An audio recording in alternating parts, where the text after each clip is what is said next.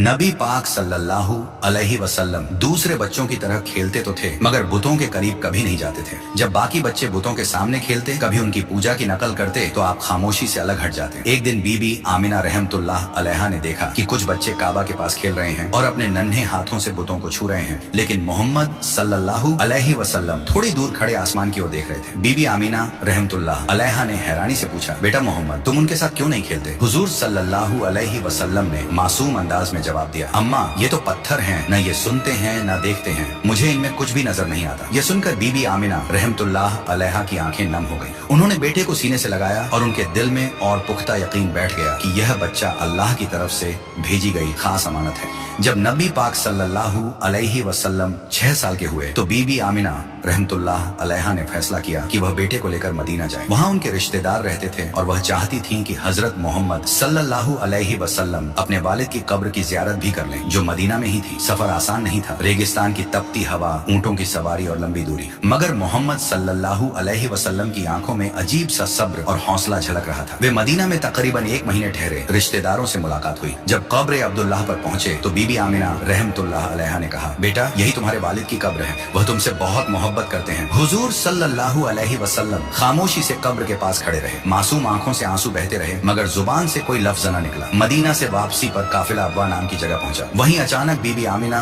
रहमतुल्लाह अलैहा बीमार पड़ गई। बीमारी इतनी बढ़ गई कि चलना फिरना भी मुश्किल हो गया। उन्होंने अपने बेटे को सीने से लगाकर कांपती आवाज में कहा, बेटा मोहम्मद, शायद अब मैं तुम्हारे साथ न रह सकूं, मगर याद रखना, तुम कभी अकेले नहीं होगे। अल्लाह तुम्हारे साथ है। तुम्हें वो जिम्मेदारी मिलेगी जो दुनिया में किसी और को नहीं मिली। 6 साल के हुजूर पाक सल्लल्लाहु अलैहि वसल्लम की आंखों से आंसू बह रहे थे, लेकिन चेहरा सुकून में डूबा हुआ था। कुछ ही देर बाद बीबी आमिना रहमतुल्लाह अलैहा की रूह जन्नत की ओर परवाज कर गई। हुजूर सल्लल्लाहु अलैहि वसल्लम की आंखों से आंसू थम नहीं रहे थे। काफिले वालों ने उन्हें वापस मक्का पहुंचाकर दादा हजरत अब्दुल मुत्तलिब के हवाले कर दिया। जब हजरत अब्दुल मुत्तलिब को पता चला कि बहू बीबी आमिना रहमतुल्लाह अलैहा भी दुनिया से रुखसत हो गई है तो उनकी आंखें भी भर आईं। उन्होंने नन्हे मोहम्मद सल्लल्लाहु अलैहि वसल्लम को अपनी गोद में लिया और कहा, बेटा, ये तुम्हारे रब की आजमाइश है, इससे कभी घबराना मत। तुम्हारा दादा जिंदा है और मुझे यकीन है कि तुम्हारा रब हर लम्हा तुम्हारा सहारा बनेगा। इसके बाद हजरत अब्दुल मुत्तलिब ने मोहम्मद सल्लल्लाहु अलैहि वसल्लम को अपनी जान से भी ज्यादा चाहना शुरू कर दिया। आगे की कहानी के लिए पार्ट 7 जरूर